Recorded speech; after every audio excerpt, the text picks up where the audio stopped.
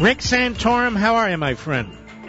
The great one. It is. I don't know why you don't play the Jackie Gleason music all the time, because that's just you. It's who you are. Where is that music, Mr. Producer? We ought to play that now and then. We forgot all about that. Every now and then. It is you. It's who you are. You know what I love about you? You can run for president and produce my show. This is unbelievable. You can walk and chew gum at the same time. How about that, huh? Thank you. All right, let me ask you a question. How are things shaping up out there? Oh, we feel great. We've had some great crowds as we travel through the upstate here, which is really our bread and butter area. This is the strong conservative area of South Carolina, and there's lots of energy, lots of enthusiasm here. Really, the exciting thing is we've had equally good crowds in down in what's called the Low Country, down in the Charleston area, and again, I think our strong record on national security is really appealing to folks down there. They're looking for someone who's been experienced on the Armed Services Committee, someone who's been a leader and fighting the battle against the radical Islamists and making sure that we identify the enemy and have policies that are strong in a region of the world that respects strength. I think that's playing very, very well down in an area, obviously, where there's a large military concentration. If you were running against Obama and he starts his class warfare stuff, and you were looking at him in the eyes on the stage and debating him, succinctly, what would you say in response to this? If he was out there, well, I say it every day on the campaign trail, Mark. I mean, I talk about how we have a president that divides this country based on class. That's why I went into that rift the other day at the debate when Mitt Romney talked about middle class. I said, we don't have classes in America, and I'd say that to the president. Quit trying to divide America among class or among race or among income. America wants a president who unites us, a president who believes in us and our potential, not trying to pit one group against another for political purposes. This is the antithesis of what our founders believe in. We even had constitutional provisions in there that talked about no nobility, nobody who's separate or better. We all try to work on this together, and how about trying to identify what brings us together, what principles and ideas that make us Americans and what make us unique. And that's what I talk about. I talk about those founding principles all the time, Mark, that you talk about, the Declaration of Independence and God-given rights and the fact that we're created equal and that we have an obligation to provide for ourselves, our family, and our community as our founders believed would be the way to build a great and just society.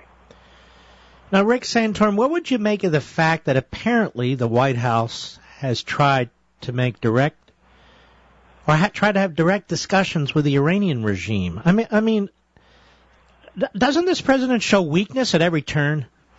It's weakness. It's the weak horse that's in the region. That's what it's referred to. And here we are in a situation where they're rattling sabers, saying that we're going to disrupt the Straits of Hormuz and they've already been exposed as to potentially launching an assassination on American soil that would have killed not only a Saudi ambassador but other people in this country with a bomb. So we have the Iranians actively killing our soldiers in Afghanistan, and previous to that in Iraq with improvised explosive devices that are made in Iran. And here we have the Iranians deliberately at war with us, developing a nuclear weapon, which is going to be aimed at proliferating terror around the world, if not using it. And the president wants to talk to these people. There's nothing to talk about. These people hate everything that we're about. They do not hate us because of what we do. They hate us because of who we are, and we have to stop that regime from getting the power to do more damage now. What would you say? We don't have a lot of time. I want to hit a lot of items here. What would you say to Newt, who says, you and Perry, you need to get out of the way. We need one conservative. He should be the guy. Otherwise, Romney's going to win. What do you say to that? I say that there have been two elections so far.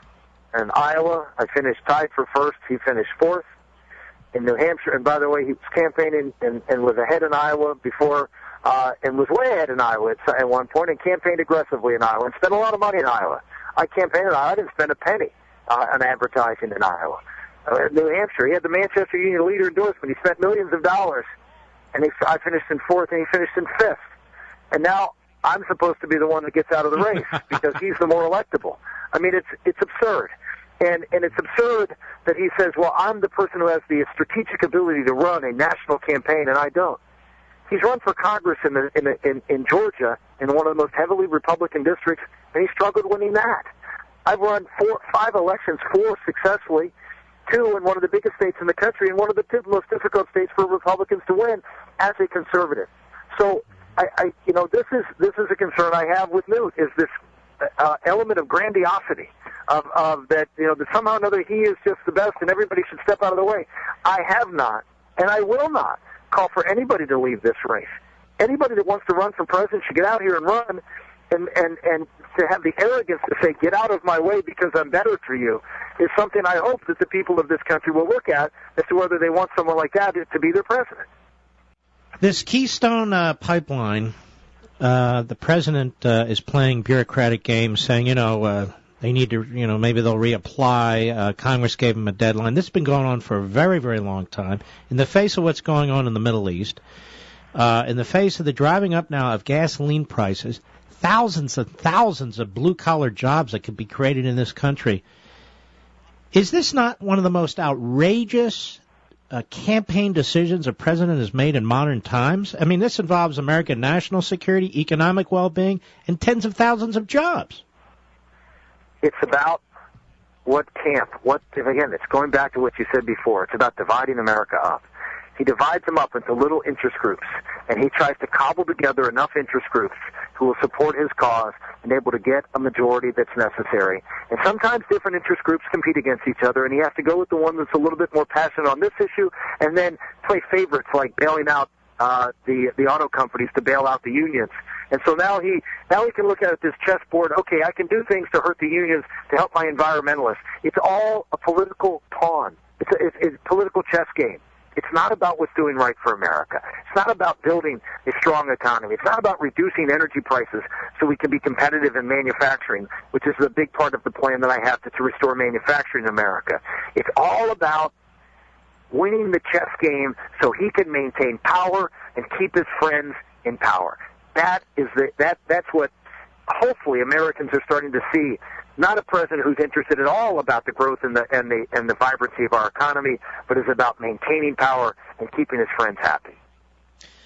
Now, Rick Santorum, do you have a pretty effective ground game ready, as they say in your profession for South Carolina? We've been down here. Have had staff down here for quite some time, several months, and we've got 6 offices here in the state of South Carolina. We're making literally thousands and thousands of phone calls a day out of those offices. We have, as you know, we have a great homeschooling network down here. Karen and I are homeschoolers, and so they've been rallying to our cause, and the phone calls are going great. The crowds are great, and we feel very, very good that we're organized in 42 of the 46 counties. We have strong campaign organizations. A couple of smaller counties that aren't not a lot of Republicans. We don't, but we feel very good that we've got a great, strong organization here in the state of South Carolina. Now, not being in South Carolina, I guess there's a lot of advertisements being run again, and I'm reading that Romney is unloading a lot of negative ads again, particularly against Newt. What is going on with these advertisements? Well, there was actually a survey done by folks who have been monitoring this, and they determined that we have run the most positive ads of anybody by far in the state. We've been trying to run a positive campaign talking about what we're going to do and what our background is and what our plans is for the people of this state. But Congressman Paul and Governor Romney in particular and Newt have been running very, very negative ads against each other. It's very interesting, though, that Paul and Romney don't run any ads against each other. Romney runs ads against me and Gingrich. Paul runs ads against me and Gingrich. But nobody runs ads. Those two don't run ads against each other. Because they both, from their own perspectives, want to defeat the conservatives in the race. I think you said that actually very, very well. I mean, they come from very different ends of the ideological spectrum, and that's right. They're looking at me as a conservative, and Ron Paul has been running ads exclusively, I think, against me. And that to me just shows you where that we represent the real threat. Governor Romney's running ads against us. We represent the real threat of the conservative alternative, and people here in South Carolina realizing he's running ads, and Governor Romney's been running ads for 2 weeks against me in Florida. So he must think that I'm going to be out of South Carolina and into Florida and is trying to pepper the field, but yet we're running second in Florida on all the polls that have just come out this week. So we feel very, very good that not only can we do well here and stand up to the negative attacks and stand above the fray and talk about the issues, but we can go down to Florida and hopefully with the field narrowed, have an opportunity to take Governor Romney on one-on-one. This tax return release stuff, we're near the end of I have a hard break coming up here. I mean, he's going to have to release his taxes, but I mean, honest to God, the country's gone to hell. The liberals are pushing us over the edge.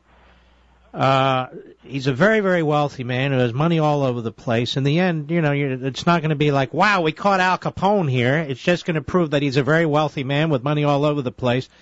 He's going to have to release it. That's fine by me. But shouldn't the focus be on our ideals, our beliefs, particularly in the Republican primary, so we have a consistent, solid, articulate conservative taking on Obama?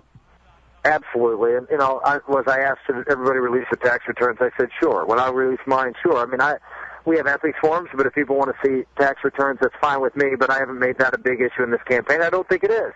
The fact that Governor Romney paid 15%, my feeling is I wish everybody paid 15%. That would be fine by me. And if you look at our tax plan, a lot of people are going to be paying a lot less than that. So we feel, I feel that you're right. I didn't attack him on Bain Capital like Newt did and Rick Perry did. My feeling is I believe in private equity firms. They provide a very valuable resource and tool for growing and developing and restructuring businesses in this country. And we need to stay on the issues that are important, which are defeating Barack Obama, and yes, drawing differences between the candidates on public policy, but to stop this personal destruction that a lot of people have focused in on this campaign. I hope people heard that, because you're a man of enormous integrity and character, as I've known you over the years, and I've said if I were voting today, I would vote for you. But of course, in Virginia, we've been disenfranchised. We get one of two choices, and we can't write in. So I'll say, okay, great. Now what do I do? Unbelievable. Yeah. All right. Really well, I appreciate Mark, and thank you so much for. Well, let's get your website out here, ricksantorum.com, right? Yes, sir, ricksantorum.com, and I look forward to seeing you sometime down the road. And thank you. I know that the folks don't like to have you do interviews because it's 15 minutes where they don't get to listen to you. But I appreciate your indulgence for letting me talk. God bless, man, and you be safe. God bless you All too, right. my friend. Bye-bye. Take care. Just so you know, ladies and gentlemen, why don't you have Newt on? I don't ask these folks to come on. They ask to come on here, right, Mr. Producer? They reach out to us. If Newt Gingrich wants to come on the program, I'm happy to have him, but I'm not going to say, Newt, please come on. And these guys show up on Radar Airport, and sonograms are everywhere. If they want to come on the program, their people know how to reach us. Romney's people know how to reach us. They couldn't stand further away from us. Perry's people know how to reach us. And Ron Paul, your people know how to reach us, too. Even some of the literate ones. Now, ladies and gentlemen.